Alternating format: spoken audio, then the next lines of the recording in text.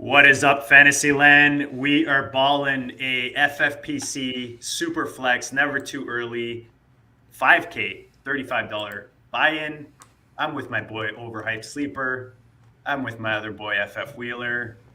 Let's get this thing started.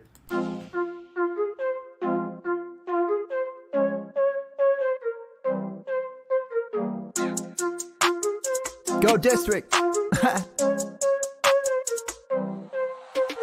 Bleed, I ball. Bleed, I ball. Bleed, I ball. Bleed, ball. And I bleed, I ball. Bleed, I ball. It's the Go District, y'all. I ball, cause I bleed. Hey, bleeding, I ball. Defeated the odds, didn't see him at all. JD in the pods, I needed it all. I bleeded a lie. You bleeded a lie, not bleeded a lie. And that's what I go do. Facts, let me show you. Happen to know dudes. Drafting, they don't do bad and they don't lose. Make you wanna bleed. It's the Go District, boys giving you the business and no gimmicks. The best ball drafts got me feeling like it's Christmas. Then it's Christmas all of a sudden, and these riches came from nothing. And I got this all from loving a district. See, I just drafted, forget it. I laugh at the critics, they mad at the digits. I clap back by listening. See, ballin' ain't a problem if you kick it with them off. And I refresh the feed till autumn, then I bleed, go.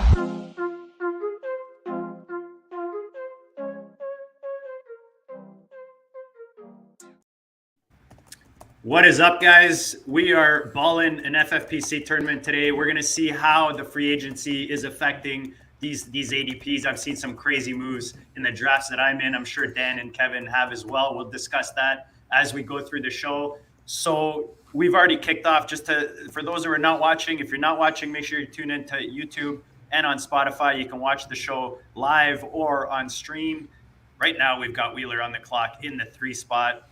Dan, the overhyped sleeper, is in the 6 spot, and I'll be drafting out of the 7 spot. This is a 12-man PPR, tight end premium, super flex, best ball, 20 rounds, grand prize of $5,000. Guys, a lot to talk about. Kev, we got a visitor with us today, the overhyped sleeper. It's nice to have one of the goats in the house. How's it going, guys? Absolutely, great to see you, Dan.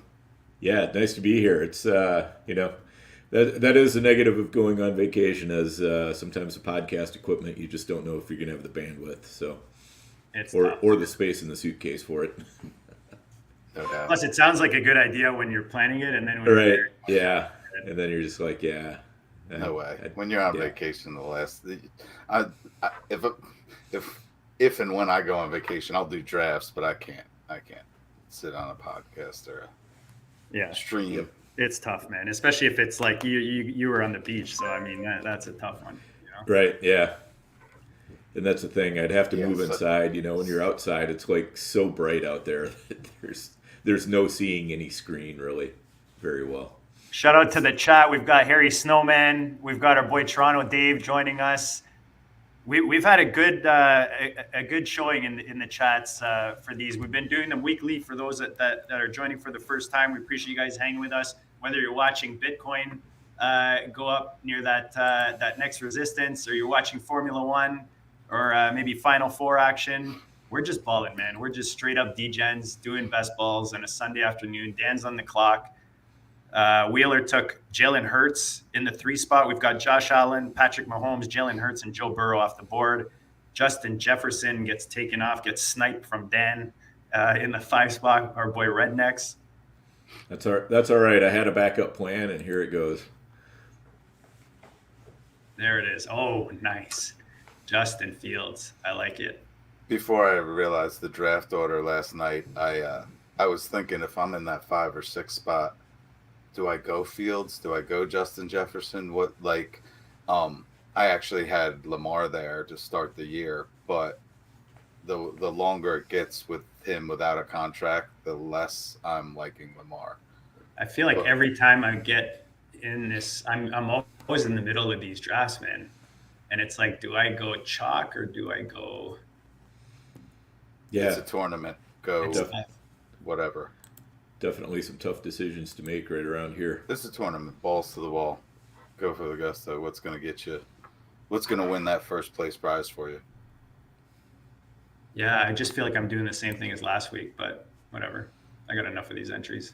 We'll do another Kelsey team. There you go. That's definitely who I had next on mine. Yeah, that would have been my move there. It's hard to let him go by you at the 7th spot. You know what I mean? He's such a big part of winning rosters on the FFPC with the tight end premium. I was talking to Dan earlier about a 125 buy in the never too early 1 QB for 25K. And I was looking at last year's early 125 buy-ins that I did. And there was one, the winner actually started Kelsey Pitts. His build went back-to-back tight end and then just smashed receiver with a Barkley mixed in. But always interesting to look at the different builds. And this Superflex allows us to play around with these builds in many ways. Kelsey Pitts start and he still wins. That's Isn't that crazy? Yeah. Mm-hmm. Like Kelsey, I could see that's a unicorn, but Pitt's really disappointed last year. But it goes to show, and I know a couple of years ago I kept going back to it, where I won a league. I don't remember. I don't remember what it was actually, but I thought it was maybe. Anyways, doesn't matter. All I know is I had Derrick Henry in the first round, and he got hurt for the season. And I still ended up winning that best ball. So it's all about the roster build, man. I really believe that. Yeah, I agree. I don't think anybody would argue that, So after I took Kelsey in the 7th, sorry, Wheeler, just going to finish off as we finish the first here with Lamar in the 8th spot. Yosemite takes Trevor Lawrence, Justin Herbert, Jamar Chase, and Christian McCaffrey off in the 12th hole. Any surprises, Dan, for you so far? No, nothing's really jumping out as being egregious in any way, shape, or form. So, Lamar Jackson, sometimes you see him go after Trevor Lawrence and Justin Herbert, but, you can throw those three really in any order, and it makes sense. This is looking more like what I expected on our first draft when we did it about 3 or 4 weeks ago. Quarterbacks dominating the first round. You're getting near the end of a tier here with the quarterbacks. Well, I mean, there was an end of a tier. There may be a tier 2, and then there's a huge drop-off. So this is what I had been expecting a few weeks ago, but we hadn't seen it to this point.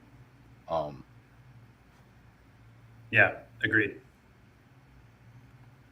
So yeah, this is pretty bloody first round. Yeah, yep. Bloody first down, and now it's gonna piss yellow. You threw Kelsey in that. Like I really like that Kelsey pick there. The first 7 picks are pretty much 8 picks, really, according to how I have them.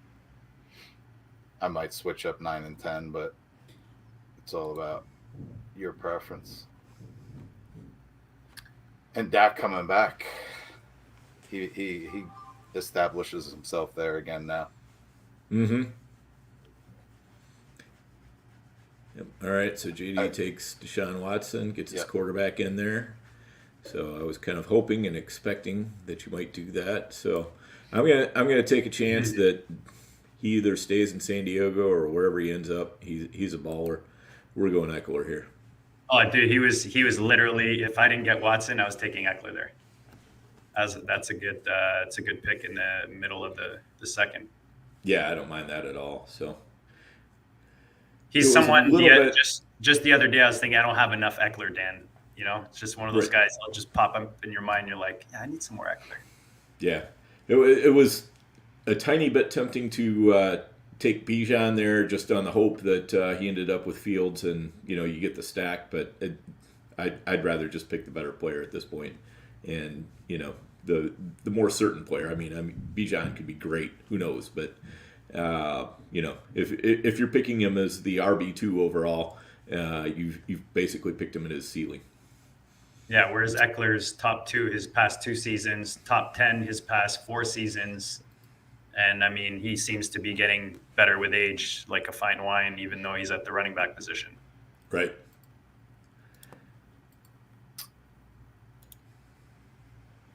So second round started with Cooper Kupp on that turn. Dak goes off the board. Tyreek Hill, A.J. Brown with a couple receivers. Geno Smith goes off the board before I take Deshaun Watson as my QB1. Dan takes Eckler as his RB1. JT goes off the board next. Devontae Adams and Diggs. A couple of receivers going off the board. So we're getting at the back end of the second. Only one tight end off the board, 4 running backs, 11 quarterbacks, and 7 receivers after 2. Yep. And Wheeler snipes the drafter in the one hole with the Diggs pick, though that was exactly the right pick to make. Beautiful pick, yeah. Yep. I mean, and like I wasn't doing it to do that. Like he's clear cut the end of a tier there. Yeah, that's why I say it was clearly the pick to make. So when you had to make it, you have to get really lucky to get Diggs and Allen together in these drafts. Right. Either Allen's got to go late, he's got to go in the 2 or 3 hole, and even then Diggs usually has to drop a little bit. Yeah, Wheeler with a little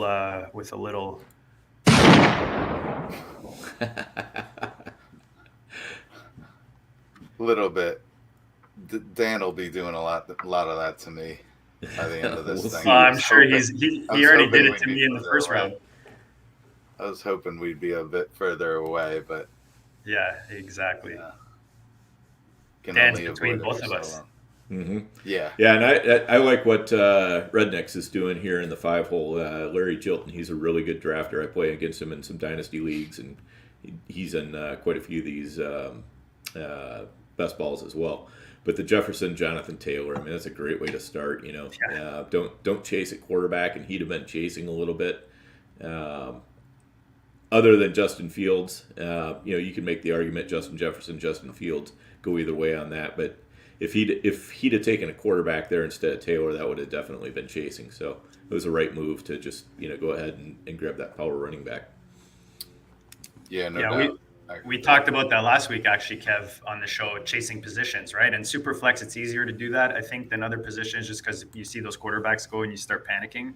But don't chase the position, guys. Look at Rednecks. He started off with a possible RB1 and wide receiver 1 with his first 2 picks, and you'll see by the time he's got his build done, he's probably all right at quarterback. Yep. Yeah, I'm drafting way too much Derrick Henry. I hope to goodness he at least plays 12 games this year. All right, Rednecks goes Josh Jacobs. That's a nice pick there as well. I think I'm just going to go ahead and grab the best value, I think, on the board right now. Mr. CeeDee Lamb. Yeah. Yeah, I contemplated him too.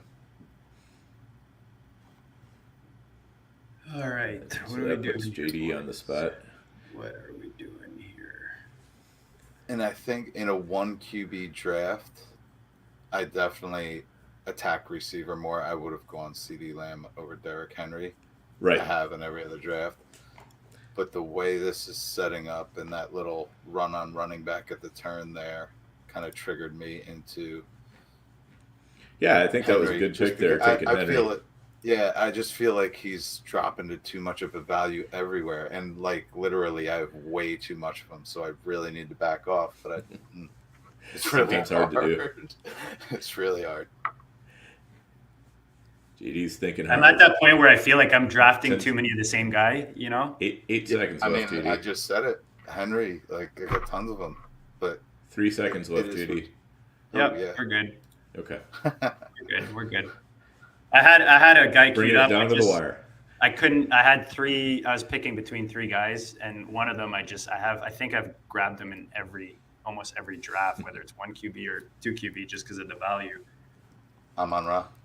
But no, I mean, I like having a stud receiver. Clearly, obviously at the FFPC, I like getting my stud receivers. So to pass one here, it comes back in a different tier. So to be able to get the last guy, I feel is in that tier in the 3rd round, I'm pretty happy with, considering I started with tight end and QB, my first 2. Yeah, you can't go wrong with Amon Ra. So Wheeler, you've got Jalen Hurts, Stephon Diggs, Derrick Henry after 3. Dan's got Fields, Eckler, Lamb, and I've got Kelsey, Watson, St. Brown. Actually, more running backs off the board than I thought. in this little two, like, from the 2-3. Mm-hmm. Yeah, as soon as I saw those three at the turn, that's what triggered me into Henry. Like, I definitely have Henry ahead of PRiZE, and I drafted a bunch of Bijan quite early, like February. I guess even a little bit in January where I could, but with Barkley going to, like, I think there's, well, I like Kenneth Walker as well. He just went. But if I miss on Henry, that's usually where I'm going with Walker. Although Amon-Ra dropped. Actually, the two wide receivers, CD and Amon-Ra, dropped a lot further than I usually see them going. Or a few spots lower. Can't say a lot in the third round. What do we got going on here? All right. So after JD went, we saw T. Higgins, Aaron Rodgers, Kenneth Walker, Garrett Wilson, Jared Goff, and Nick Chubb. I like that value on Chubb there. Yeah, that's a great value on Chubb. Love that. And Garrett Wilson. There are no bad picks, really, right? Maybe Aaron Rodgers, I think, was a little early. Yeah, it could have been, but, Rodgers still, there's a good chance he's got that really nice ceiling. I feel like there's an if factor there still. Yeah. They still have to work out compensation with Green Bay, and I think the viewpoints on compensation or fair compensation might be a little bit different than from each side. Right. So we'll see. Interestingly enough, too, I think if you were trying to get the Garrett Wilson, Aaron Rodgers stack, and I don't know that Yosemite was trying to do that, but probably the better move would be to take Wilson and then hope Rodgers can make it back around to you. Correct. That's a tough stack to make. I feel like people are on it. I've seen it right. in a few drafts where you're trying to, or I've seen other guys try to. I think last week, actually, somebody got sniped off of that one. It may have been me with Garrett Wilson by Eric the Shiva. I was hoping Devontae would just trickle on back to me. All right. Yep, well, I bet. I'm going to take this He guy. He wasn't going to trickle by me, most likely, though, Wheeler. All right. Oh, well. Even though I have way too much of him, I just have a hard time not drafting him. Once you hit like wide receiver 11, 12, something like that, Devonta Smith is just too easy to draft. Absolutely. Where's he going? I love having him in Dynasty. Like, he was just completely underestimated, especially with A.J. Brown coming there last year. Having him on Dynasty rosters was quite nice. Yeah, for sure. All right, JD leaves me my guy. I definitely have a type at running back, so Ramondre's season. We're going to take another one in that type. I was eyeing him, Dan. I was going to go Pollard, but I have so much Pollard right now that I got to mix it up. I'm mixing it up with Stevenson. Yep. That's a nice, and the stack with Lamb. I like that a lot. Nice start, Dan. I like that. Yeah, no quarterback on this stack, but stacking Cowboys doesn't hurt here. So Justin Field for those listening, Eckler, Lamb, and Pollard for Dan after 4. Wheeler's coming up in the 3 spot. I've got Kelsey, Deshaun Watson, Amon-Ra St. Brown, and Ramondre Stevenson after 4. So we're coming up at the end of the 4th round here. Yeah, the one thing that taking Pollard, I left Tua wide open for Larry in the 5 hole. Yes. But I would rather get the guy I want rather than try to mess with somebody else's game, and that would have been more of a messing with somebody else's game than really taking the guy I want. So 100%. I think if you're deciding, when I'm deciding and I really can't decide between guys, then I'll go look if it affects a roster around me if I really can't, Yeah. But it's rare that I'm making my decision based on teams around me. Right. Totally. I think people get too caught up into that. Yeah, if I'm sniping somebody, it's just because he's next in my queue. Like, I'm not reaching for somebody's receiver. you guys left. Like, I like the Stevenson and Pollard pick, but there's a running back. Yep, I know right who in you're that looking same at. tier. Yep. Again, it's ownership at this point. I'm just mixing up my ownership, but yeah. And I think it's the move to get him. So Tua, the QB 16 off the board. TJ Hawk, the tight end 3 off the board in this round. Debo Sams, the wide receiver 14. And then Travis Etienne, Wheeler takes as his RB2 to pair Really with nice Derrick value Henry. there. Yeah, and that's the thing, right? If you look at this, I mean, you can easily right on running back. Yeah, I had Get yourself a solid one. I had 2 receivers in my queues actually sitting in front of them, but then, like, there's, from what I can tell, a massive tier break after ETN. So Yeah, I think there's a good chance that's correct. So I think those 3, Pollard, Stevenson, and Etienne, those are my 3 favorite running backs to include in rosters, whether they're my RB1, RB2, and I just mix up my ownership between those 3. They're just, I think they're such good value. They could easily be 2 rounds up. Yep, for yeah, sure. I agree. So we end off the 4th round with Najee Harris, Chris Olave, and Najee Harris go off the board.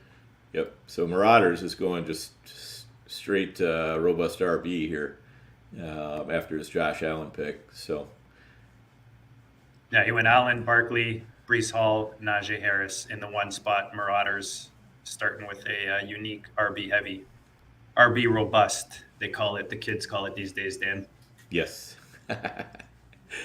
And Vincent down in the 11 hole is going the other way. He's going with the 0 RB build, which I like.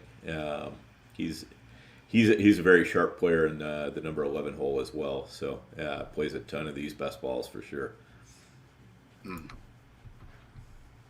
That Russell Wilson looked good to me.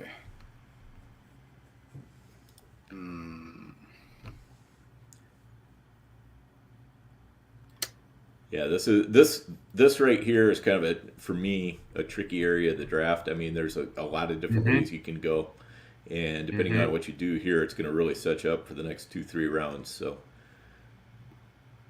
yeah. Sorry, JD, it's my guy. You can't believe you did it. I couldn't take him there. It's too early. No, You're apologizing to me. You mean Dan? Oh, Dan's got my DJ bad, Moore, Dan. yeah. My bad, Dan. Yeah, Dan's got few. My bad. I was all right. Yeah, that was something that I was hoping might come my way, but I really thought that it probably wouldn't. I figured when I took Pollard, I was probably saying goodbye to Moore. I took so much Fields that I thought, I'm like, yeah, man, that sucks. There goes my Fields. But I don't know. We were talking about this last time. I feel like some people, it's polarizing. Some people don't like it for DJ Moore. Some people like it for DJ Moore. I love it for him, but I don't know. I know, Kev, I believe, Wheeler, you said you are a fan. Obviously, you're drafting him. Yeah. Even before the move, I was drafting him, thought he was undervalued. And even if his value doesn't change, which I think it improves, but even if it doesn't change, he's still a value here. Like, yep. I think the way I've always looked at DJ Moore is, and it might sound bad, but like Jarvis Landry with Yak. Yeah. That's a good way to look at it. Massive possession receiver. Actually, his ADOT is better than Landry was, and then he has the yards after the catch, kind of like a Golden Tate almost. Yep. All right, and So I think it's time to hit another quarterback here. And I like what Carr does with New Orleans, because there's a lot of cheap stacks you can work along with New Orleans. So it's a way to to continue to stack later on in the draft. Oh man. Yeah, I think he's kind of the last. You know what you're going to get from Derek Carr. I'm gonna go with the. I've got to go with my stack here. I'm gonna take Cooper. Rednecks getting Dobbins. That was the name I didn't want to mention. Yeah, and like Harry Snowman is saying, you have to wait heavier when the stack is there. If DJ was going to be gone, you should have grabbed him. And I would say that might be true for a lot of quarterbacks, but I think with Justin Fields, it's a little bit of a different story. Because so much of his production is coming through his legs. We hope that he makes big steps as a passer, but there are other ways to access him as a passer that are a lot cheaper, and so I felt like it was better to not reach for more there rather than just try to get the most powerful stack supposedly. Absolutely, and Pollard at the RB12, like he's going to outperform that if he stays healthy. Right. In the 4th round, well, it is Superflex, but even still, like Pollard was the pick there. He's a full round of value better than DJ Moore. So, yes. like, and not to rip on Harry Snowman. He's Oh no, he's excellent. He's great. Yeah. He's in our chat, the listener league chat, right? Yes, I think he was in. Yeah, he does. He's in every.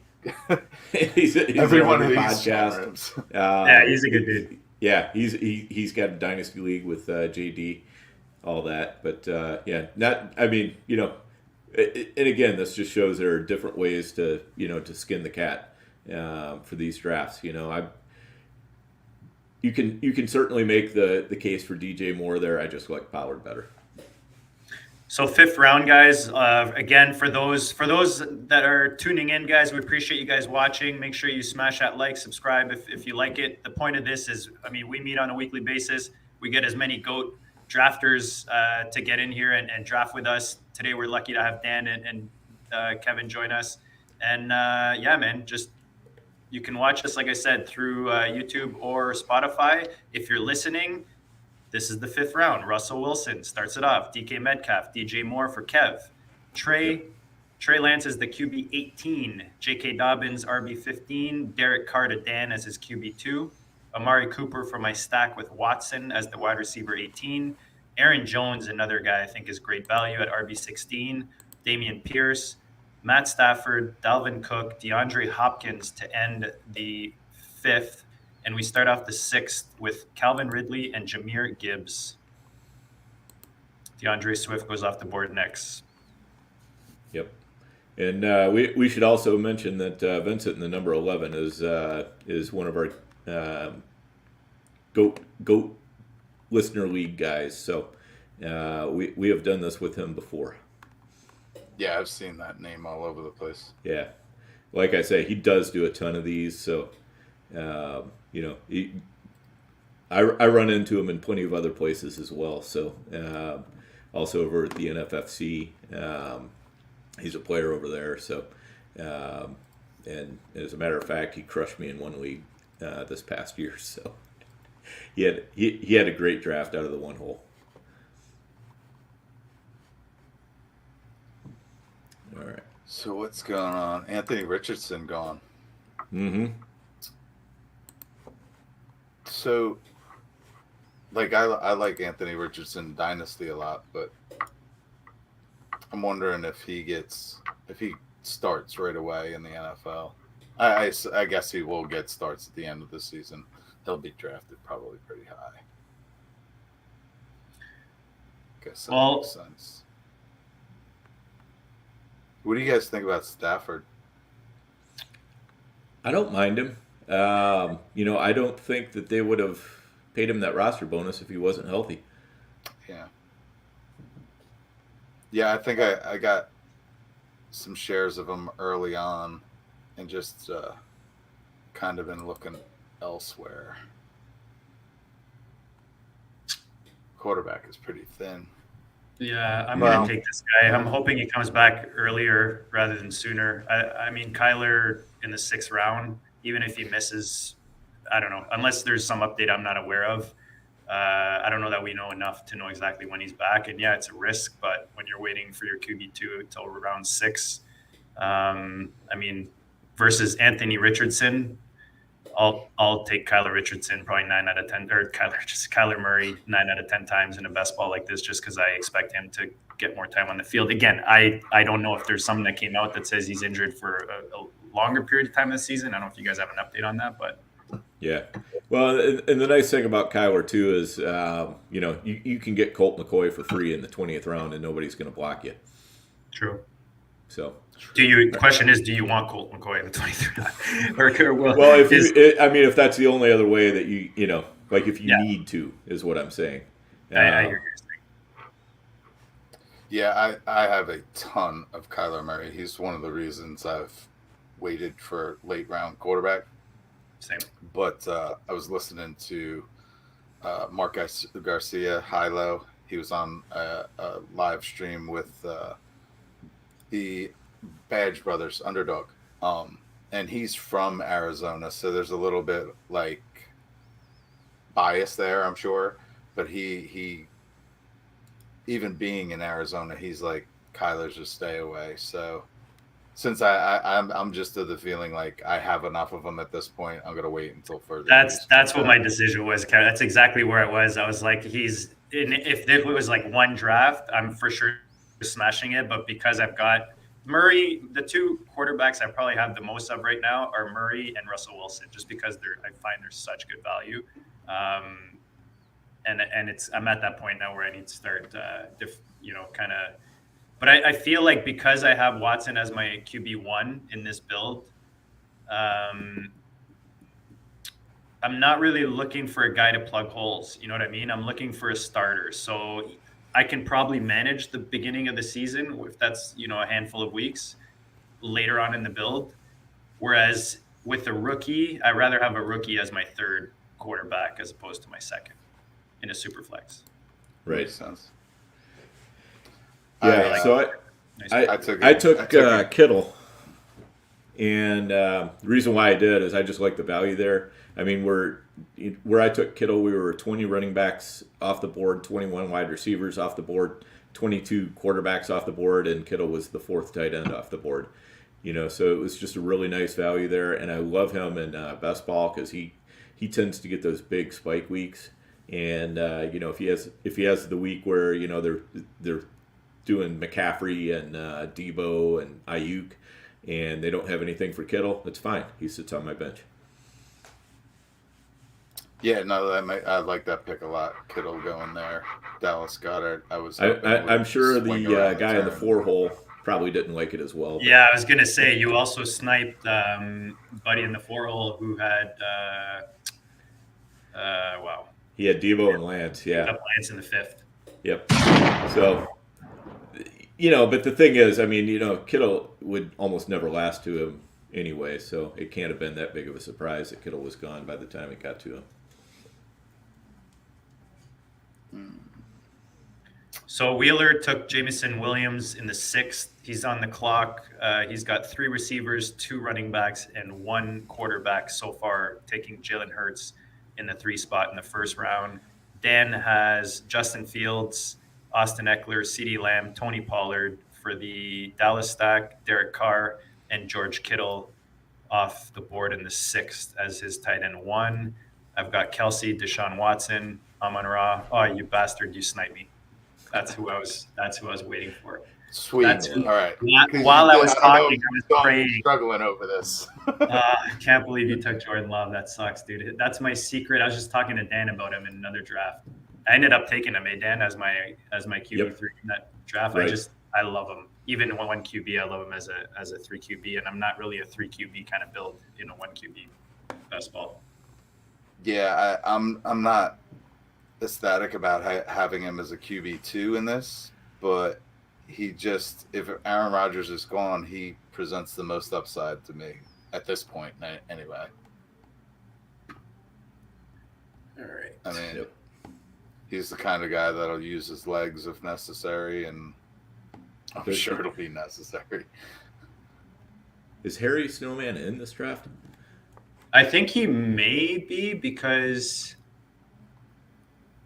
I thought I said earlier that he's going to be participating. Maybe he means in the chat. Let us know, Harry Snowman, if you're in this draft. for sure. All right, and we're going to do a little more stacking here. So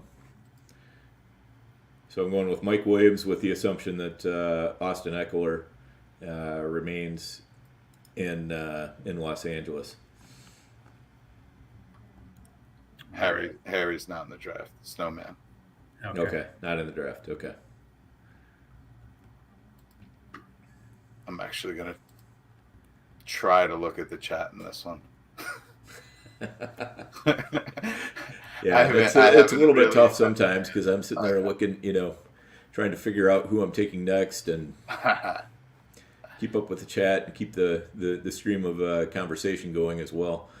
So JD is coming up here. He's got 2 quarterbacks, Watson and Murray. He's got a tight end, Kelsey. 2 wide receivers, Amon-Ra St. Brown and Amari Cooper, and a running back with Ramondre Stevenson. So he's got a lot of different ways he can go right now. I'm going to take my QB3.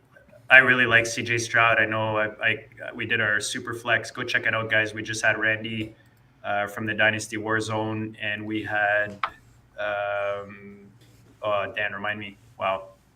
I remember. Kuhn. Sorry? Matty Kuhn. That's it, Matty. Yep. From Player Profiler on, and we did a rookie Superflex mock draft earlier this week. So go check out that episode. It'll get you up to date on all the latest rookie information and give you an idea where they're going. I took CJ Stroud actually first overall. I know it's not a popular pick. Everybody's all over the Anthony Richardson. I just feel like CJ Stroud is less dependent on where he ends up. He's ready for the NFL, in my opinion, from the limited action I've seen and from just, the research I've done. So I like Stroud as a QB3 here after, having a guy like Murray. I would prefer to have a Jordan Love because of the Kyler Murray maybe not starting the season, but I do believe CJ Stroud will start the season. It'll probably be rocky, but I do expect him to start no matter pretty much anywhere that he ends up.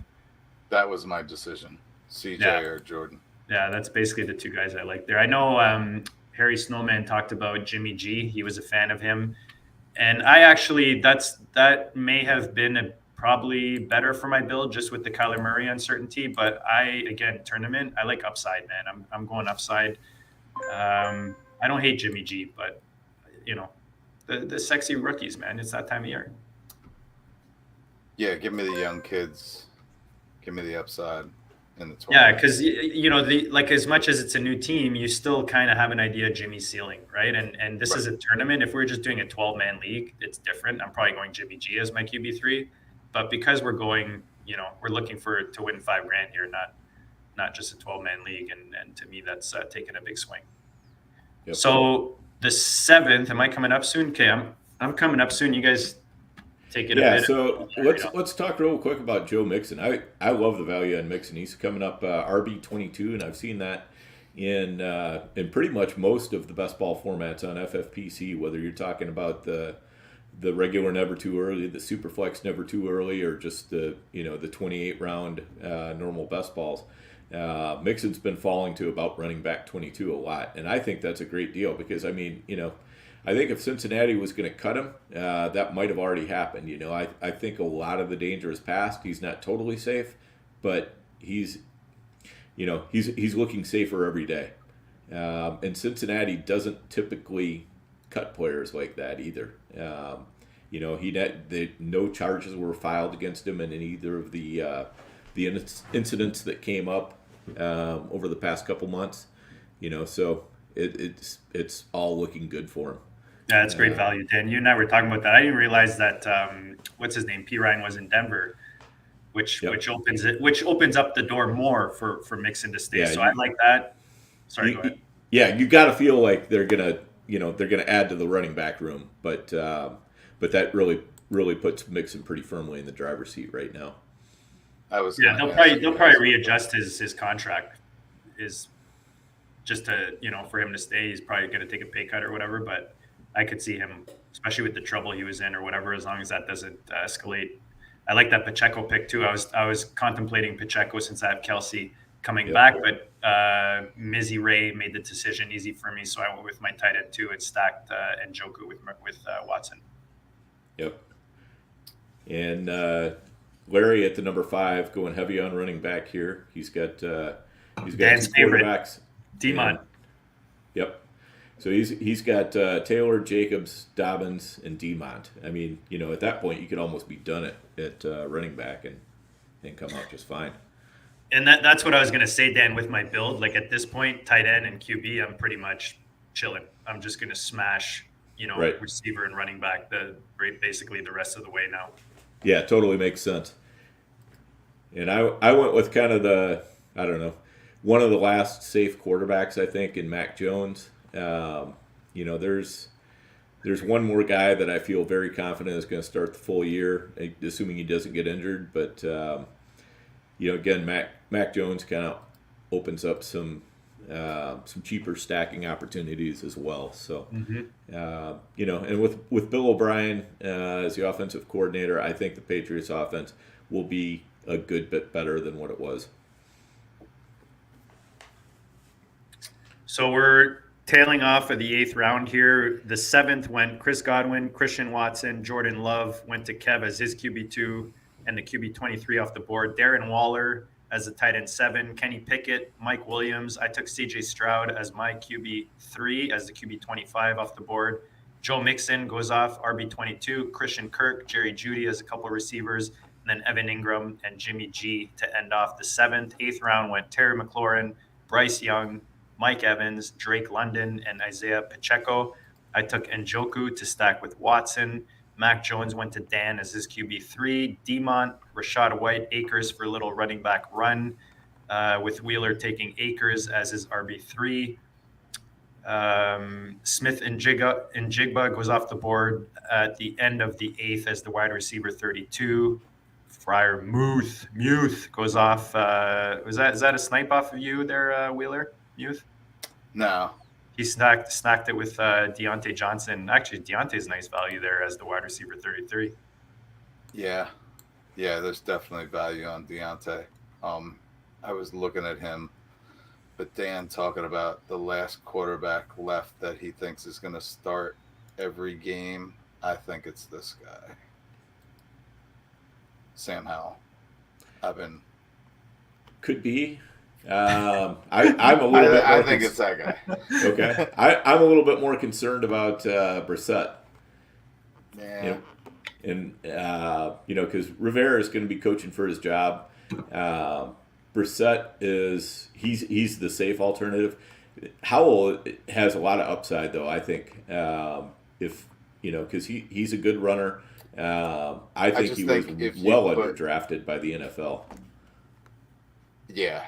I just think Howell with those receivers, if he gets a chance to start, there's no way he's hitting back to the bench unless he's hurt. He's got enough talent to be a starter in the NFL, and he's got a team around him. So, as bad as Washington appears to be, I think with a mobile quarterback like Howell, I think they'll be all right. Offensively, anyway. Yep. And actually, they got a pretty good defense. I got to look at Washington a little bit more. All right, I'm up, and I'm going to take who I think is the best player on the board. I know who that is. James Conner. Ooh. Yep. Tyler Lockett. I shouldn't have name dropped like that. Yeah, Tyler Lockett. I like that pick.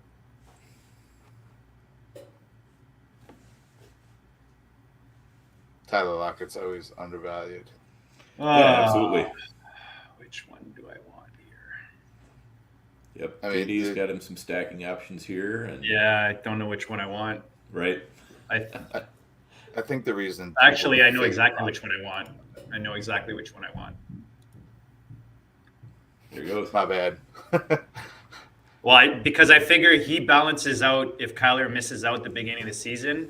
James Conner could have more production, theoretically, just looking at basic football, right? They're going to run the ball more probably if he's not on the field. So to me, that I could make up that loss through James Conner. whereas Marquise Brown is more dependent on Kyler.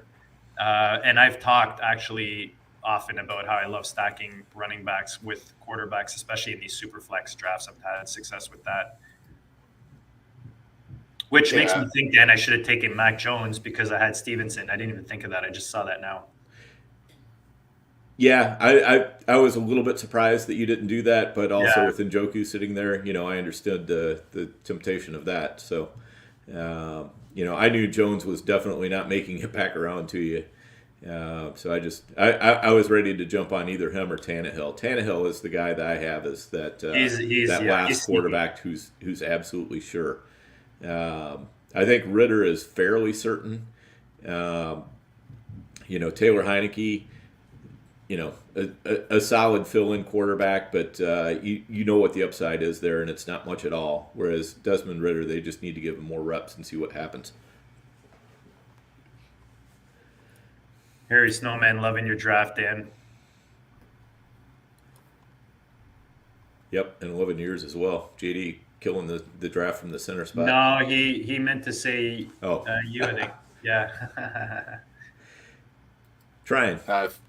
I feel like I almost forced you into that James Conner pick just because I mentioned his name. I shouldn't have done that. No, not at all. I had Conner and Marquise Brown in my queues. So and they were both going to be gone anyway. And there's a chance, Actually, you might want to stop saying that name, JD. There's a chance because he was also in my queue. Yeah, I saw that, but it's fine. I've got a whole.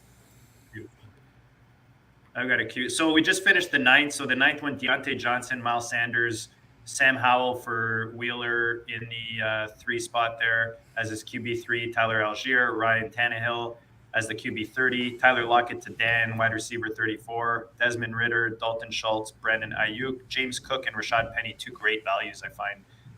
Really nice running backs when you think about it at the end of the 9th between Cook and Penny. And then Brian Robinson, Treylon Burks, and Khalil Herbert start off the 10th round.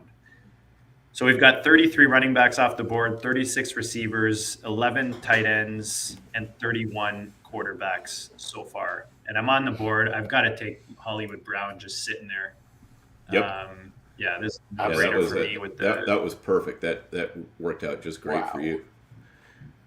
Which is why I went Connor, because the other reason was there's more of a chance Brown falls back to me because people are worried about Kyler, whereas Connor, he's not as dependent, so people are probably more willing to take him. But anyways, I like the stack there. Right. Marquise Brown is another guy I've been scooping up everywhere. I got to lay off him a bit. Wide receiver 38. Same. I gotta weigh him off of him a little bit too. I've been taking a ton of them. All right, so I'm going to do something I've been seeing happen a lot lately, and I think it's absolutely the right move. Jamal Williams over the other New Orleans running back. Great pick. I was just moving him up in my rankings last night. Yeah, he's got at least 6 games where he's the starting running back for New Orleans, and he could have more opportunity there than he did. Well, I mean, Swift was hurt, but you got to think with Kamara's issues, as long as they don't draft, high or whatever, bring someone. He's pretty much got that job out there in New Orleans right now. Jamal Williams should be going right next to David Montgomery. Yes. Yeah, kind of in that range. Maybe Dan's been rushing the value picks. I think Montgomery, Akers, and Jamal Williams could have been going up in that Mixon, Javonte range. Yep. Yeah. All right. Brandon Cooks went off at wide receiver 39. So the recently traded Brandon Cooks now on the Dallas Cowboys. And this is, I think, pretty close to the right spot for him. There's maybe 1 or 2 more wide receivers that haven't been selected yet that I would probably take over him. But then, that's about the right spot to take him. I would have taken Pickens over him, I think, but no, I like Cooks over Pickens now for sure. Do you? Yeah. I'm pretty low on Pickens.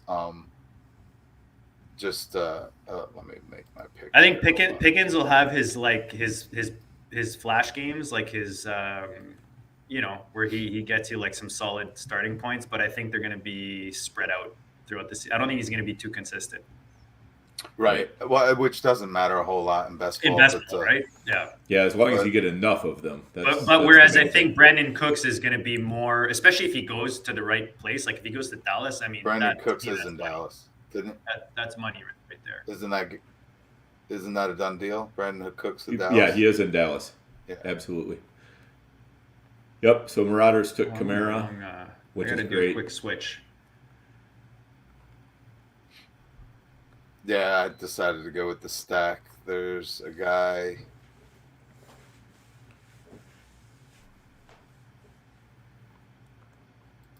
There's a guy I think is on one of your radars. Ooh.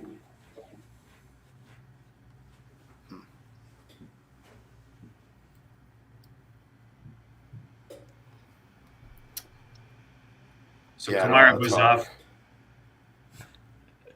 Pardon me? Henry Segal was busy loving your draft there, JD. Sorry? I said Henry Segal is really loving your draft. Nice. Put that on the screen. There you go.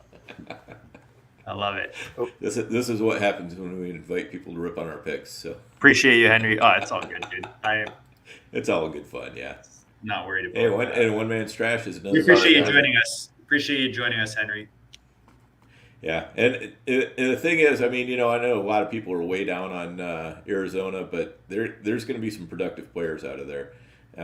James Conner, for one, if you took a look at what he did after Kyler got hurt the rest of the year, he was absolutely crushing it. Yeah, Wheeler, I knew you were going to do that to me. He's kind of... I've been drafting him everywhere. I was surprised. I don't want to say he's my new Firemouth, but he's like Firemouth at a value to me. Right. Yep. So I think he should be ahead of Schultz even right now. Yeah, I was surprised when I took Jamal Williams. I was like, I'm probably giving up Komet here, but I felt like I needed that third running back worse than I needed the tight end. So yeah, you having Kittle already allowed you to just pass on that. Right. And this is another one. I'm gonna bump this receiver up just a little bit. I probably wouldn't normally take him here. I'd probably try to push him around, but since it's for the stack, we're just gonna grab a little Michael Thomas. Oh, nice. Oh, the car. Yeah, I see that now. Yep. So I got Carr, Jamal Williams, Michael Thomas going. Yeah, that's pretty sweet. Yeah, and that's a nice thing about New Orleans is you can get these cheap stacks. I'm really liking this, Dan. I was telling you earlier, I'm really liking this young lad. I'm gonna take my first rookie receiver off the board, Jordan Addison. Nice. That's my wide receiver 4. I'm loving what this kid has. It's gonna be interesting to see where he lands. I was telling Dan, I could see like Pittsburgh drafting him, which would suck, but just because he's a Pitt guy, he played with Pickett, but hopefully he lands in a good spot and we could see this kid be significant. I think he'll be good his first year. So wide receiver 47, I like the upside.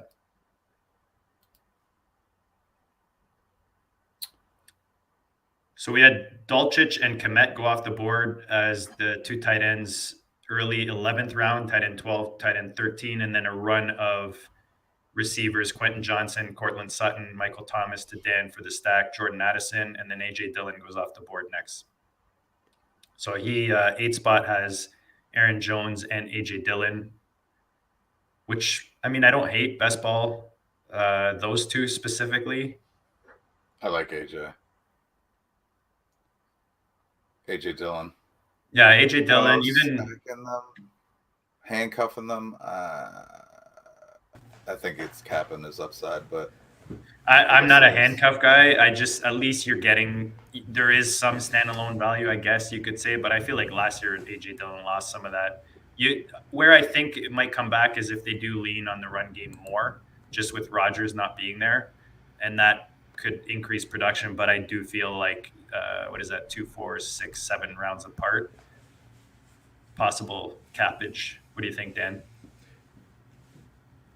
I'm sorry, you'll have to repeat that. I just got back. AJ Dillon stacked with Aaron Jones. How do you feel about that? Does that cap upside for that build? No, not really. I mean, not when you're getting Dillon in the 11th round. He's your running back 4. Basically, I think that's and that's a team that's probably going to run a lot more with Jordan Love at quarterback. So I don't mind that at all.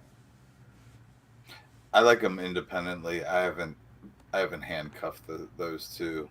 I guess it's not a cardinal sin by any stretch of the imagination, just because. No, apparently drafting James Conner and Marquise Brown is the cardinal sin. No way. Not at those prices. No, I'm kidding. I was going for the pun there. The cardinal sin. Oh yeah, there you go. Oh, sorry. Man, I wasn't ready for you on that one. Very funny. Very funny. We got to get back into pun mode. Where's Todd when you need him? Right. So yeah, I loved your Michael Thomas pick. I think he's fallen to a value. Yeah, agreed. Yeah, I think so too. And honestly, I was hoping Mike Gesicki might make it back around to me, but he got double tapped on the for the stack. Yeah, I was looking for the stack in New England there. Oh yeah, stacking them. I don't really like Gesicki's value or upside in New England. I don't love it, but I don't hate it either. I mean, I think I like him more in a best ball than I do in a managed league. I think in a managed league he's going to be a little bit tough to, he's going to be one of those guys that you're only starting if you're really in a jam. I was fading him before the trade, and I'm glad I did. So, I mean, he could have ended up in a few more spots where his value would have skyrocketed, and I don't think his value increased dramatically, if at all. Like, I think Dawson Knox is so much better a pick than Mike Gesicki, and they're going back to back. No thanks. Yeah. Well, I was surprised that Gesicki went that early, to be honest. I mean, I thought. And there's another tight end that I'm shocked has not been selected yet. I often see him going before even Dulcich and Komet. Yeah, if I wasn't already stacked at tight end, there's 2 tight ends actually that are nice. Actually, right 2, yeah. Yeah. I guess you could say 3, but 2 in particular. Yeah.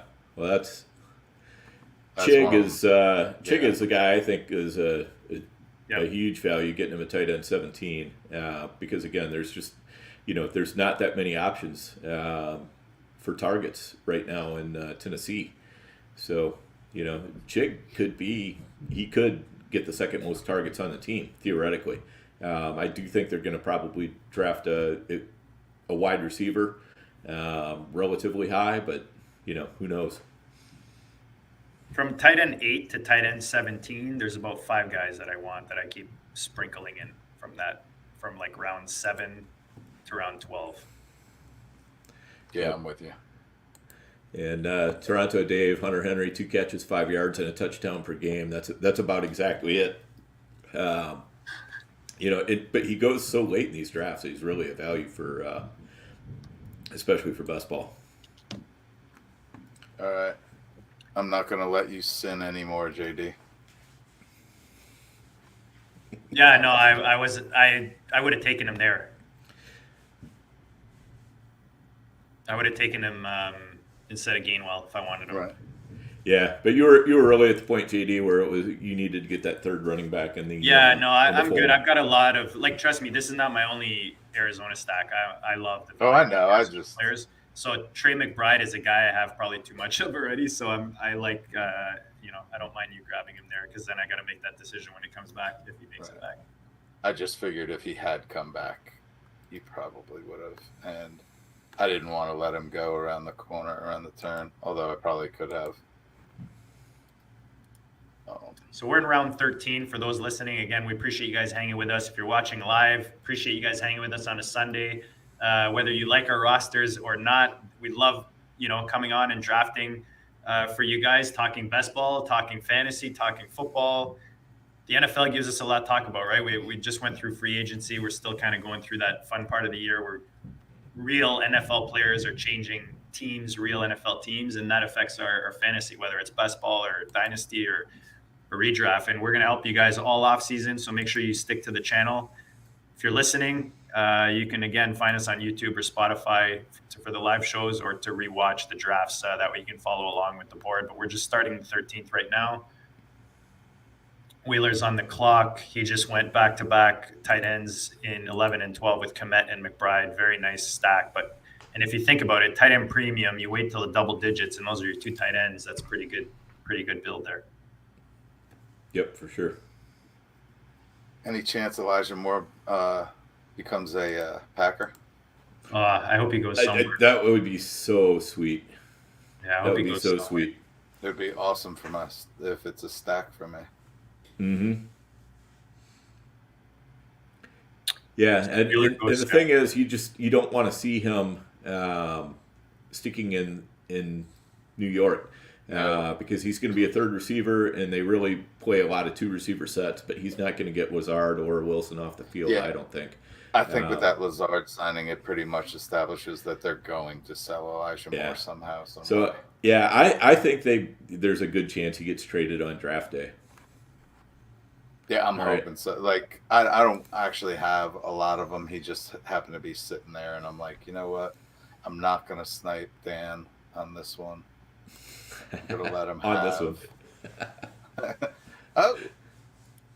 I maybe went a different way than you expected. Yeah, you did. But I just like the value there.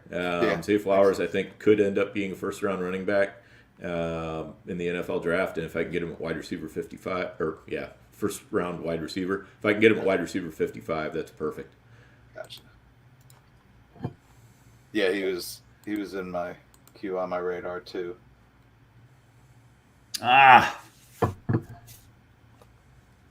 Decisions. Yeah. Right. These are rolls of the dice. These are crapshoots. Well, I'm just gonna leave stack to make it easy. I'll go DPJ here for my Watson and Njoku stack. There you go. So 13th round, Juju, Michael Mayer, Elijah Moore, Zach Ertz, tight end 20 off the board, KJ Osborne. Dan goes rookie Zay Flowers. I go DPJ as the wide receiver 56. We're in the middle of the 13th of a 20-round FFPC $35 buy-in for $5,000 grand prize. The never too early. Guys, go check out myffpc.com. If you are not already signed up to the site, you should be. If you're not, go on right now, use the code GOAT, GOAT, or I will be adding a link. It might already be there in the show description. You can go click on the link, or like I said, when you sign up, make your first deposit, use the code GOAT. You will get a $25 credit. You can use the $25 credit towards the $35 buy-in.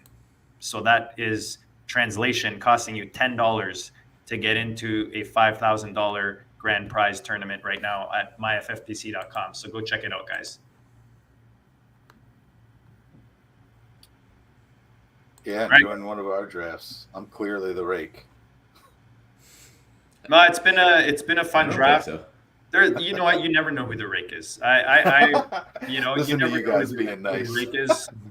It's we've done some of these, Dan, where one of our team gets made fun of on any specific drafts, and that team ends up winning. And actually, nobody's made fun of Wheeler's team except for Wheeler. So true. There you go. Self-deprecating humor. Yeah. That's my calling card. JD has actual haters in the chat. So love it. That's all right, man. That's all right. I can take it. Yep. So Brock Purdy goes off QB 33. Zay Jones, wide receiver 58, and Juwan Johnson, tight end 21 in the 13th round. Yeah, I was hoping Juwan would make it back to me. For your stack? Yeah. That would have worked out well, but I was sure that Flowers wasn't going to, and I thought there was at least a chance on Juwan. I had Zay, DPJ, and Sky Moore basically were the three receivers I was looking at there, and they all went one after the other. Yep. Yeah, that Sky Moore could be an excellent value there. And DPJ, that's a great stack in the 13th. Yeah, it sure is. Those two running backs I was eyeing up. Ashane and Roshan. I like the Roshan, yeah.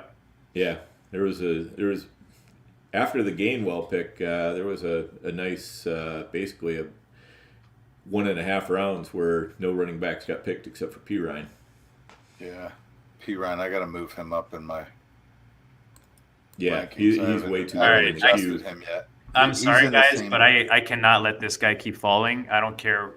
Superflex, Will Levis in the 14th all day. I'll take him as my QB4. There you go. I wasn't Perfect. planning on a QB4, but you can't, guys. That's like I don't know. I feel like he's one of those guys where he's polarizing in some areas. People are not super high on him in fantasy land, but who cares, guys? The NFL likes him. I think he's going to surprise people in fantasy, and if I can get him late, especially in a super flex, I can't let him go, man. Especially beside a guy like Odell Beckham, who you might get like 3 games out of. Yep, for sure. Right. And now everybody who loved my draft, I'm going to make them instantly hate it. Nice. Are you ready? Zeke? We're Yeah, I knew it was going to be either Zeke or LF, one of the two. The same Fat guy. Lenny. Same guy. I love it. Fat Lenny.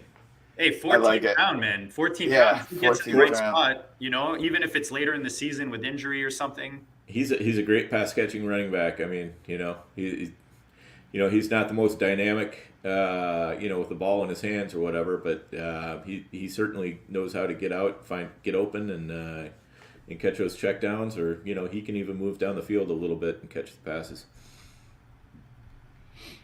Now you've got me thinking. Right. Like a 14th round. Mm-hmm. Well, I'm gonna go with. Can he click the button? I'm gonna go with a receiver just Can't because do I it. think this guy is immensely undervalued. Yeah, I love that. All right. He's a guy Yeah, who that's a nice every pick. single draft. Even drafters, like he's sitting there. You scroll down a bit and you're like, oh, this is nice value. Yeah. Alec Pierce in Indy just showed some nice flashes last year. You got to think with the right quarterback. Actually, he would have been a good grab for me because CJ Stroud or Will Levis could both end up there. That's where I thought you were going. As soon as you were like, you got to draft, I was like, oh, there goes Pierce. I can't let Will Levis. I mean, to me, that's free money in this draft. And I was thinking I might take Taysom Hill, and there he went on the He other was end. also sitting there. Good double tap on the end there, 14-15, the one spot double taps Taysom Hill and Noah Fant to team up with Freiermuth. Yeah. Yep. Not bad at all. I mean, there are still some tight ends I like late, so there's no sense Yeah. in panicking yet. But Tight end seems to be a position that all of a sudden each day another one starts becoming an option. right. Like Waller definitely jumped up and became a Yes. Mm-hmm. not a. I shouldn't go another receiver here. I should definitely go running back.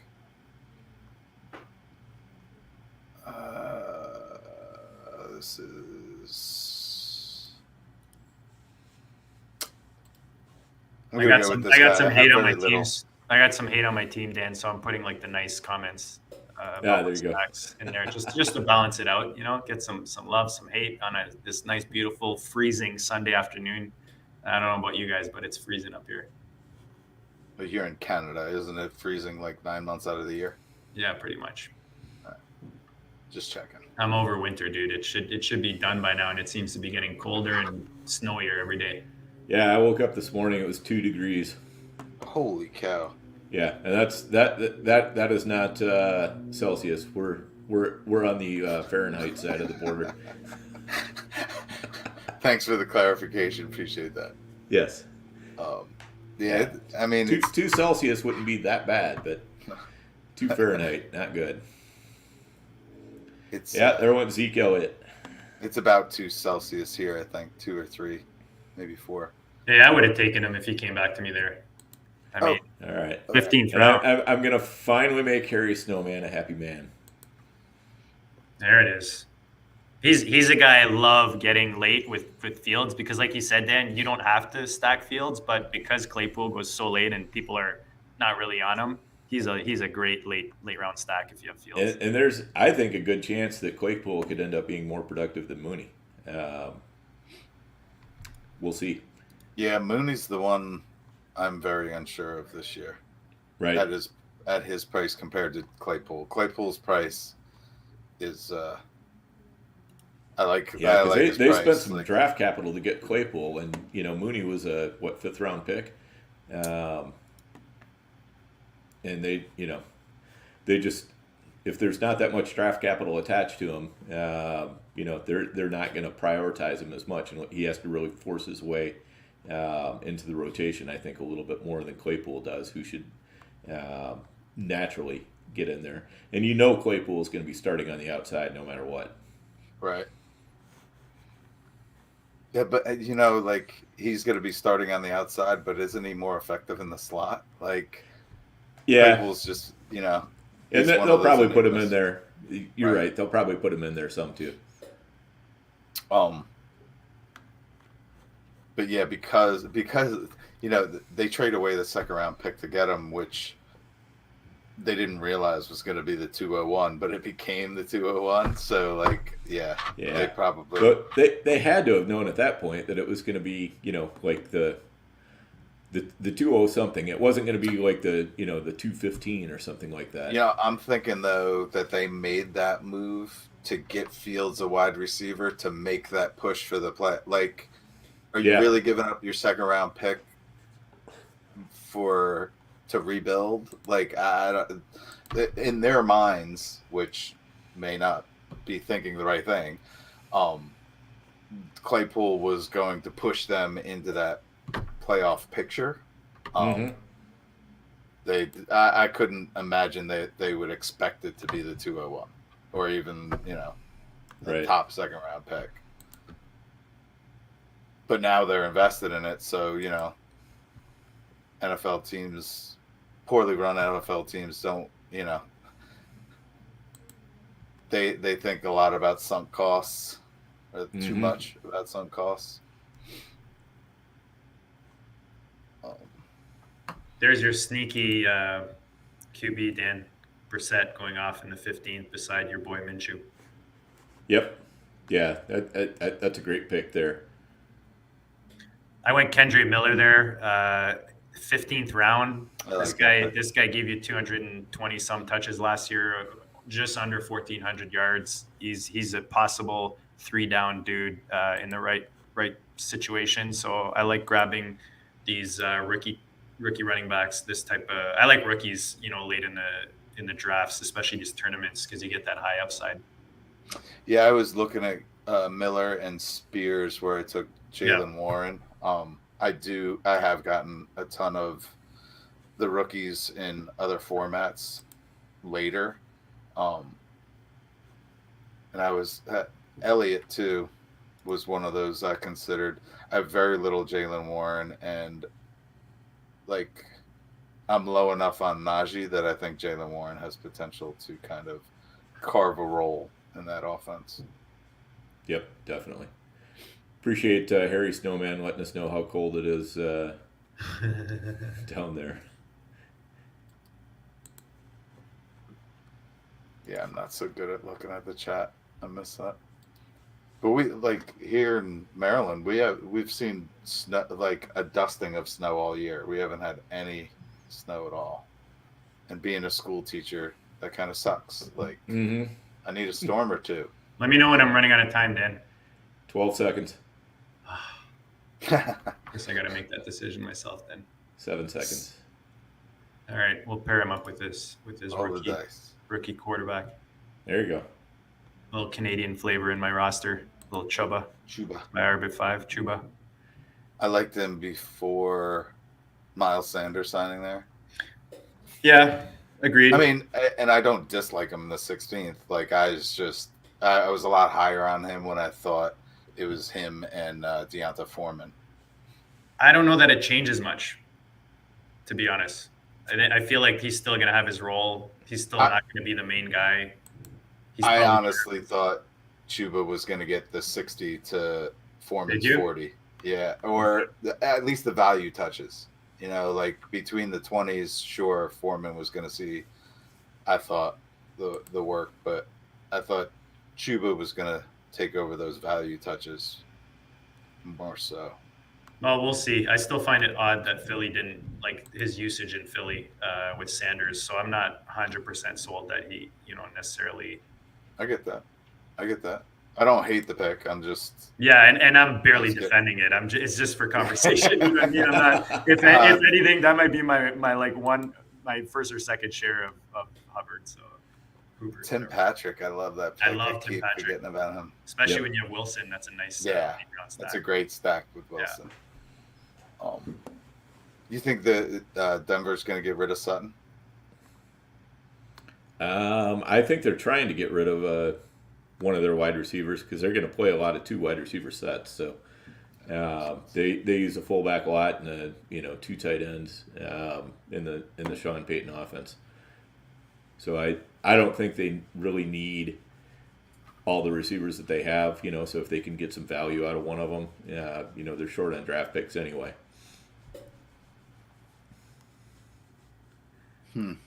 So we're in the back end of the 16th round.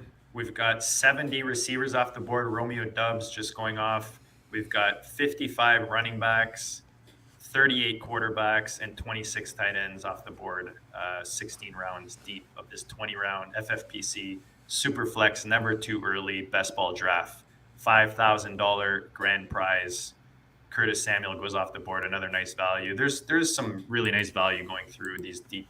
I love the later rounds of these drafts, man. Just kind of putting together these rosters with some of these gems you can find later. I mean, there's actually a couple wide receivers I have ahead of Samuel, but I was just going with the stack there.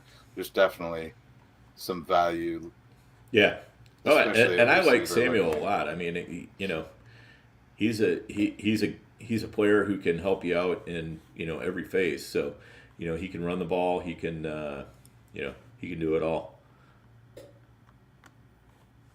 Yeah, I've been scooping him up.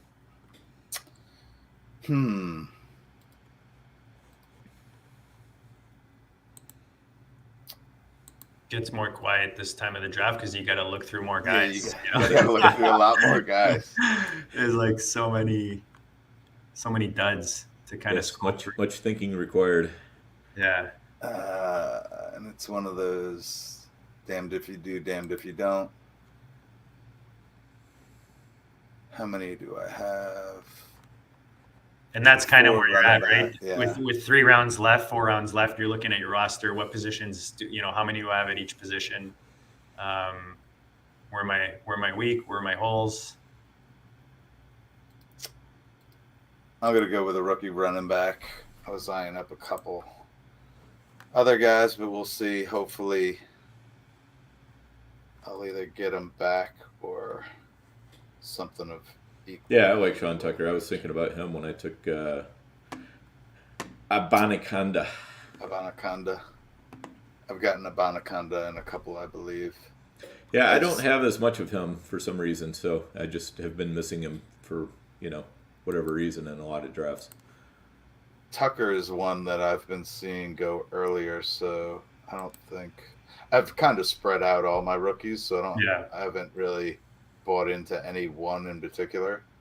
But I probably have a bit more Tajay Spears, Addison, and Roshan. Otherwise, I've mixed it up a lot. Roshan is one I'm heavy on. Yeah. Charbonnet, I've been heavy on. Miller is one I've been starting to grab.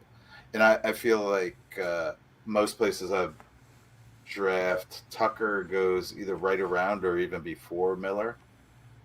I've been getting Miller because he drops a little bit, so that's why I was like, let me dabble a little bit in some Tucker space. Larry sniped me on the Jelani Woods. I had him all teed up and ready to go, but that's all right. I'm gonna dive into the rookie tight end pool here. Ooh. we'll see what happens. Where are we? Kincaid. Where did the other rookie go? Meyer. I've been laying off Meyer. Yeah, he went in the 13th round. Actually, I don't think I've been drafting any rookie tight ends at all. I'm just going with the old philosophy. So man, time, Dan. 33 seconds. All right, cool. Yeah, I'm gonna go actually with. I wasn't gonna go. Actually, that's what I wanted to look up. I looked up the wrong thing. That's the worst. I'm probably gonna run out of time, but whatever. 11 seconds. As long as you got 10, as long as you got somebody in the queue. Yep. All right. 2 seconds. I'll take Dan's guy. Ah, dirty dog. I like him this year, man. Wish he didn't get hurt last year. I know we all had a good share of him, but he did show flashes. Yeah. Yeah, I definitely like him. Dan got my only dynasty share of him. Wrenched him from my hands. Stole him from me. Well, I don't price remember you had to pay the to deal, get Javante. Is that what it was? Yes, yeah, that's right. Yeah, that was the Javante McCaffrey trade. Okay. I forced you to throw him in. That's right. That's right. I did not want to let go of him either.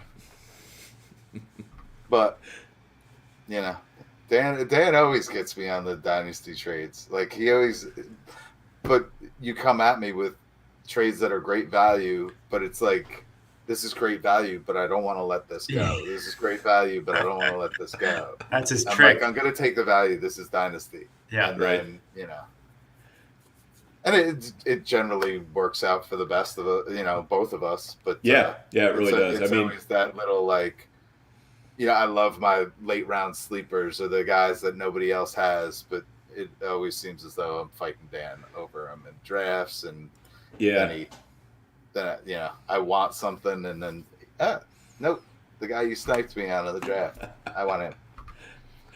Yep, exactly. Well, that trade ended up working out pretty well for both of us because you were not going to be competing really in that particular league, and I had a good team, and when Javante Williams went down, I had to pivot. So I figured if I'm going to pivot, I'm going to pivot to the best. Yeah, I think that's the Superflex one, but I earned my first ever 101 in the OG draft. So, oh, nice. Yeah, I think I'm going to trade it away though. Get the haul. I mean, the some of the hauls I'm seeing for the 101 are ridiculous. So, right. I don't know.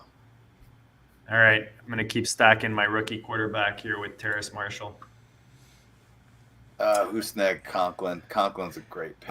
I also had Terrace Marshall queued up, but I am not disappointed at all to draft this guy. Who did I miss, Dan? Oh, yeah, I've got Matchy. it. I think I've grabbed him on every other ball in live. Yeah. No, I have. I'm big time on the we have him split on the others. Nice. Yeah, Rasheed Rice is another guy I really like in the rookie receivers. He was another guy I had queued up. He went before. And Ty Conklin, like you said, Kev, is nice value right now. People, I don't know if they realize that could be Rodgers' tight end in New York. Yep. Yeah, even before Rodgers, I think Conklin is like, I think I have him ranked right behind McBride. So yeah, a lot higher. This pick, yeah, I kind of wish I had gone Conklin because I do see another running back in my last pick. I wish I went Conklin because I do see another running back here that I like, and I'm not going running back anymore. Go and receiver just because I think, that wasn't good. Nah, I forgot about the Cook trade. Gallup's value. Well, I mean, I guess at this point in the 18th round, it's not horrible, but Gallup's value took a massive hit with Cooks going. We talked about Gallup last week.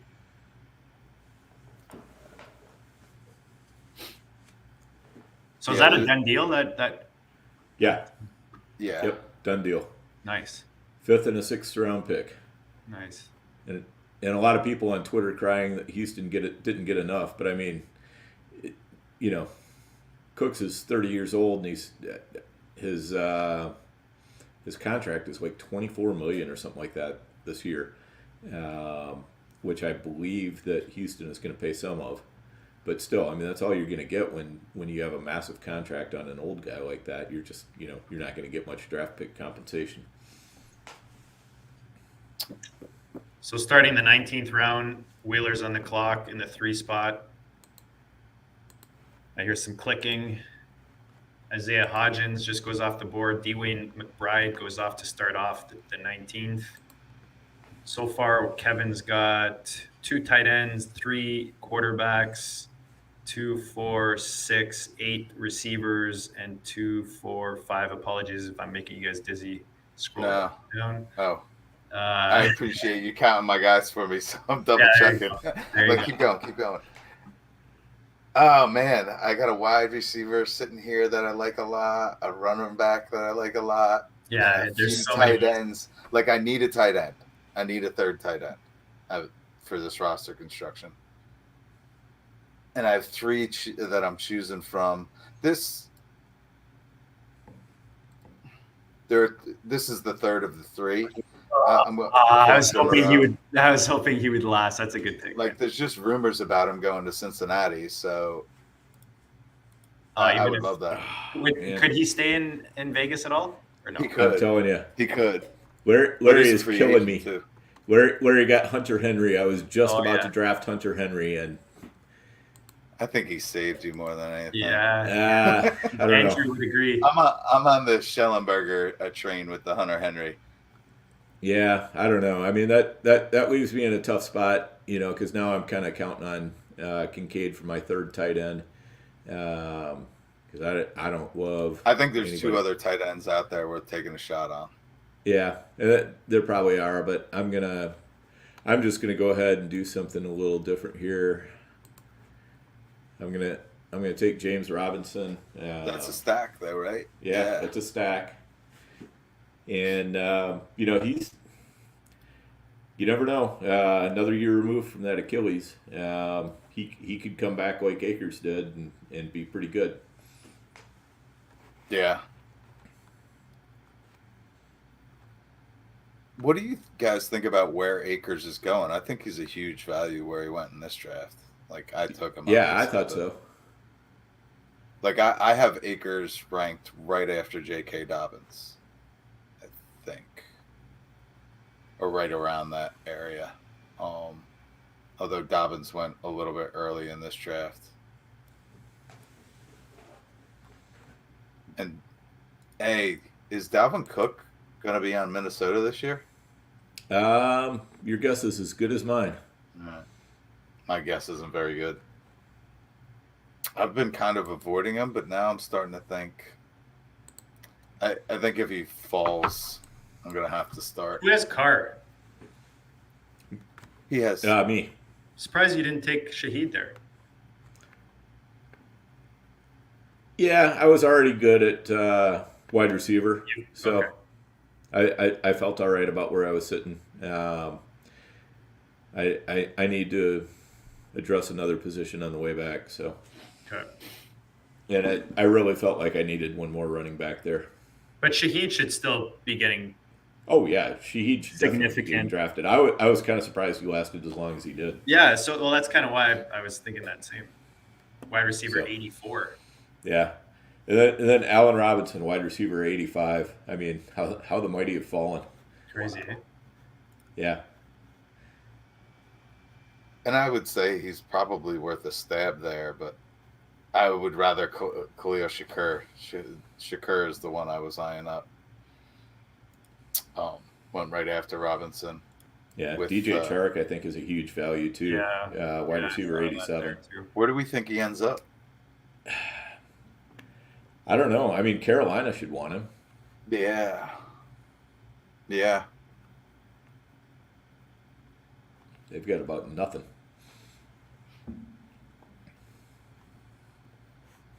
I feel like, well, I was going to say, I feel like Chark has to end up with the right quarterback, but he's had wrong quarterbacks and done pretty good. Yeah. Paris Campbell, that's another nice pick. Yeah. Paris Campbell's one I was high on when he was a rookie, but man, yeah, just getting hurt all the time. Yep, in best ball 20th round though, I like it. That's there's still a few good receivers on the board. Oh, but, yeah. Yeah. You know. You're just trying to get a couple of weeks out of these guys anyways. Right.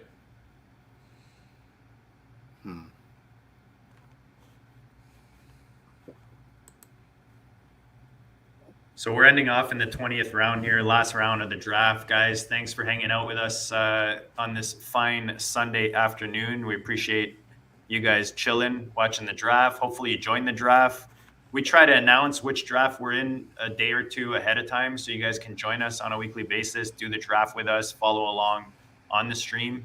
If that's something that interests you, make sure you check it out at Goat District on Twitter. You'll get all the information on there. I'm going to go with Greg Dortch. They signed him back for a year. He was pretty decent in Arizona as a last round stack pick. He's a great last round stack pick. Yep. Love that. That is, yeah. Greg Dortch is a staple in my last round. All right. And one more stack. Semi-stack pick.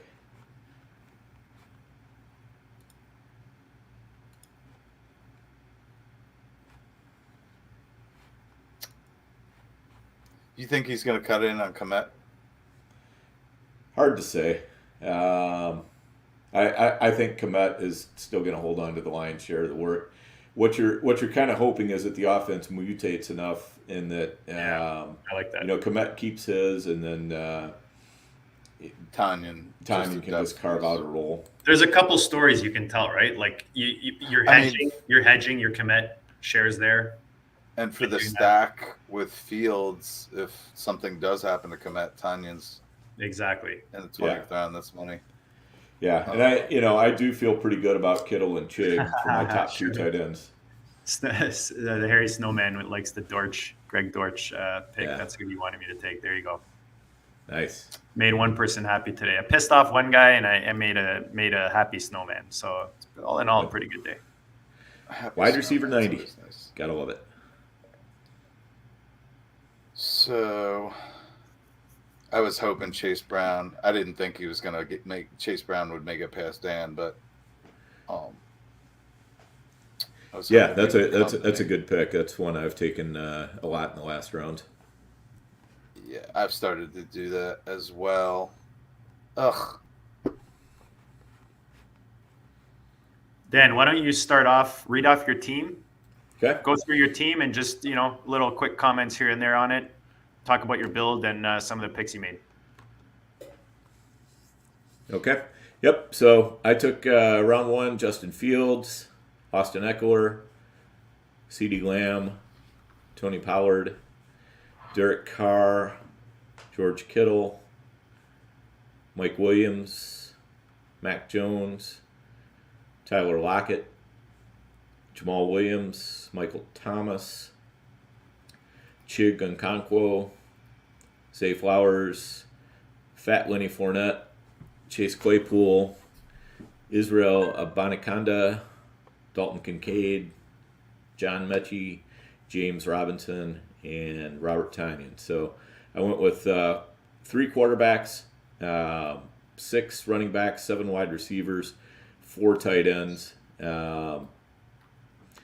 I probably could have gone a different way than that last tight end, but since I went with the rookie and Kincaid, I figured I would be a little bit safe there, and I felt pretty good about my running back and wide receiver core.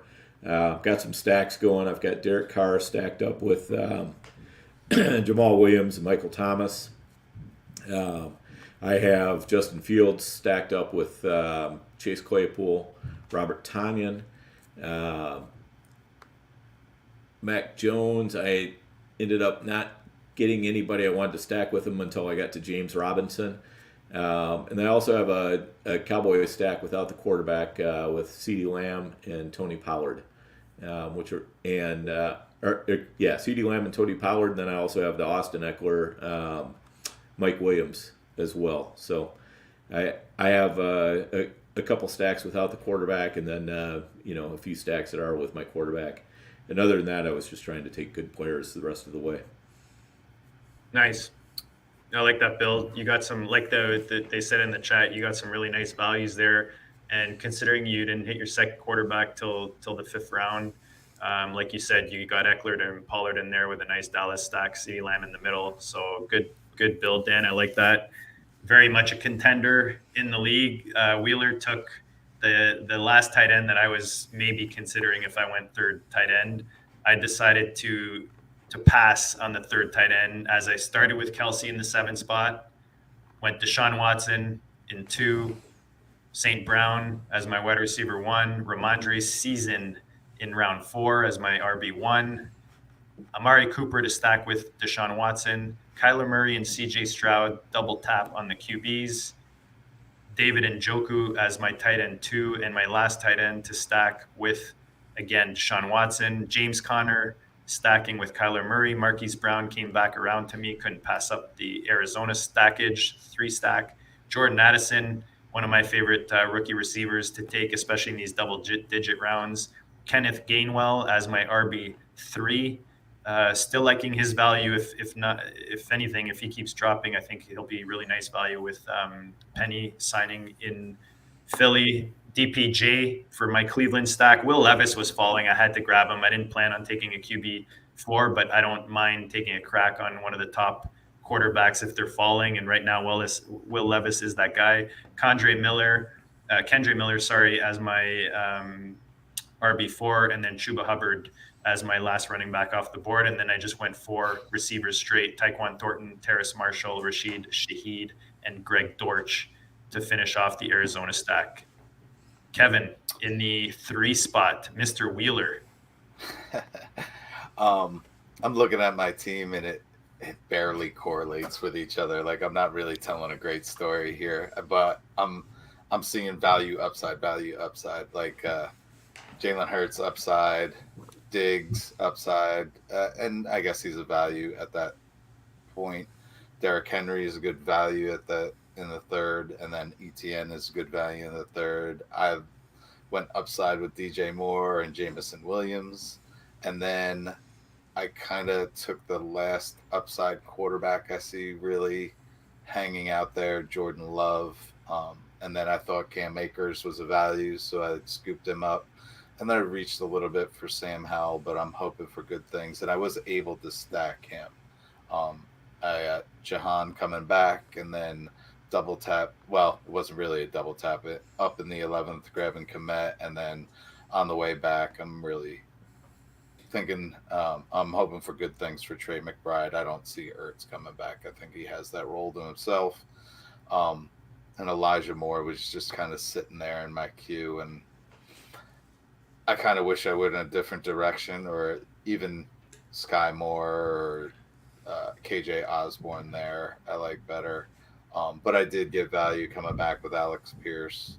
And then I don't have much Jalen Warren yet, but I think he's going to carve out a role with Najee in that backfield. Curtis Samuel is a guy that I've been grabbing, and he's a nice stack with Howell as well. Sean Tucker, rookie. I don't have a lot of him, so I decided to scoop him up. Michael Gallup was a bit of a oversight on my part. I forgot about the trade for a second, where Cooks is in Dallas now. So I mean, Gallup could still pay off it in the 18th round, but as far there are other guys that went after him that are better value. And then I finished with 2 tight ends. I waited on tight end to begin with. I don't usually go 4 tight ends, but in the 19th round, might have been a little bit of a reach on Foster Moreau. With Waller signing with the Giants, Moreau could go back to Vegas and have himself a starting role. But I have heard that he visited Cincinnati, or somebody from Cincinnati inquired about Moreau. So either way, Moreau could have a good role, and he's been an adequate fill-in. And I believe he has decent draft capital. I know there was a lot of buzz out of him about him when he was a rookie or sophomore, and then Albert O was pretty much ignored most of the season by the old coaching staff in Denver. But as soon as they got rid of them, it was a week 18, last week of the season. Albert O reared his head again and showed us what he can do. And I expect him and Dulcich to both each have a role in that Denver offense, especially I would guess that Denver's probably going to be dealing at least one of their receivers. So, yeah, not thrilled, but not too disappointed. It's got some high upside to start with. So, in hindsight, I think I probably should have gone Alberto over Tanyan. I think it would have been a better pick for me, but. Yeah, Alberto is the guy I was eyeing as the last. If I was going to go, we don't know, right? We don't know what this offense is going to look like. You've got a new coach coming in. Alberto, like even just to add to that, didn't he have like a 2-touchdown game at the end of the season? Yeah, that's what I was talking about. I think it was week 18 or week 17, whichever. They finally let him eat, and he just exploded. So. I don't hate what you did. I don't hate what you did there, Kev, with pairing the two tight ends like that, because they're almost like one guy. You're hoping one of them hits, or that they interchange and give you a few weeks between amongst the two of them. Both two upside tight ends in a tight end premium build, and like we've seen and we talked about early in the show was how these tight ends, or maybe it was with you, Dan, earlier, but just how these tight ends fill these flex spots a lot, more often than we think in these tight end premium FFPC builds. But in the super flex, there's only one other flex, right? Like if there was the tri-flex, I could see it, right? Dan brought that up earlier too. That's something for those that are on the FFPC. Keep in mind when you're doing a super flex, it doesn't add a flex to the already two flexes that are there. It replaces one of the positional flexes with a quarterback possible flex. So you really have one other spot that your tight end is most likely going to fill into. And in that last round, I probably, like, if Chase Brown had fallen, I would have grabbed him there. The other guy, nah. With my options, it was, I guess Alberto was not a bad pick there for sure. Maybe I would have switched up Foster Moreau had I known that Alberto was going to last. But they're all crapshoots, man. No matter how you look at it at this point of the draft, after the 15th round, I think you're pretty much it's pretty much a crapshoot. You picked up Jalen Warren there, which is nice, but everything after that, I think, is pretty much throwing stuff at the wall, as they say, to see what sticks. Right, Dan? Yeah, I'm just thinking with this super flex and only one other flex that the 4 tight end build is not optimal. I didn't optimize my line. And I actually like my 2 tight end build even more now that you repointed that out. I mean, the way you went too early, I ended up with 4 late. Like the one justification for what I did was I didn't grab my first tight end until the 11th round. So that's one justification for it. And you grabbed both of yours in the first.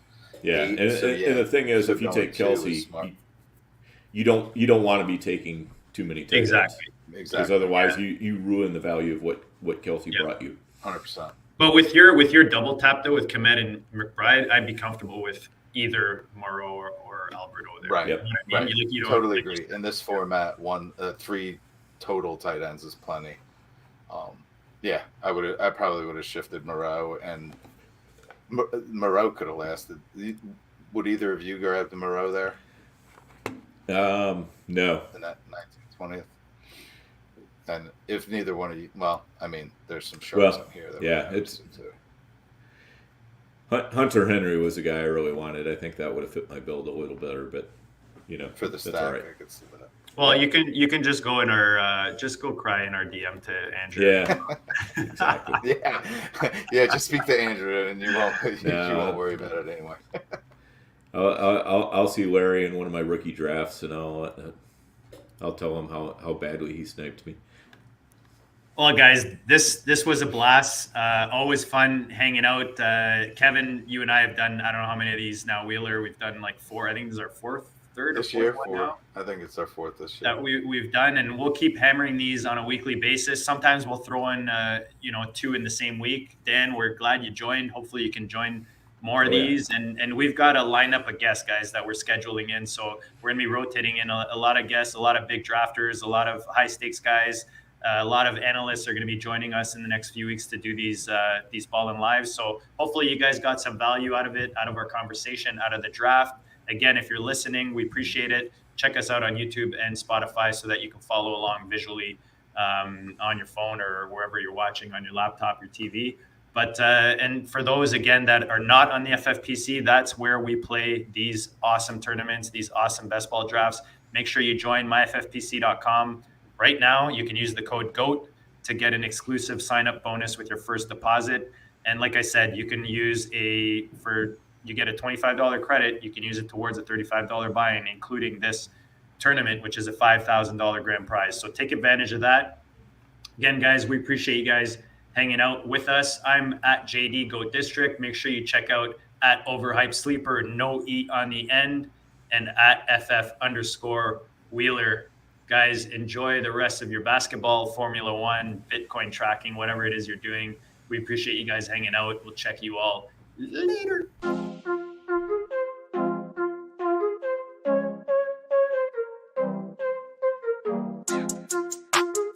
Go District. Bleed, I ball. Bleed, I ball. Bleed, I ball. Bleed, ball, and I bleed, I ball. Bleed, I ball. Bleed, I ball, cause I bleed, hey. Bleeding, I ball, defeated the odds, didn't see him at all. JD in the pies, I needed it all. I bleeded a lie, you bleeded a lie, not bleeded a lie. And that's what a goat do. Facts, let me show you. Happen to know dudes drafting, they don't do bad and they don't lose. Make you wanna bleed. It's the Go District, boys giving you the business and no gimmicks. The best ball drafts got me feeling like it's Christmas. Then it's Christmas all of a sudden, and these riches came from nothing. And I got this all from loving the district. See, I just drafted, forget it. I laughed at the critics, they mad at the digits. I clap back by listening. See, ballin' ain't a problem if you kick it with them off. And I refresh the feed till autumn, then I bleed, go.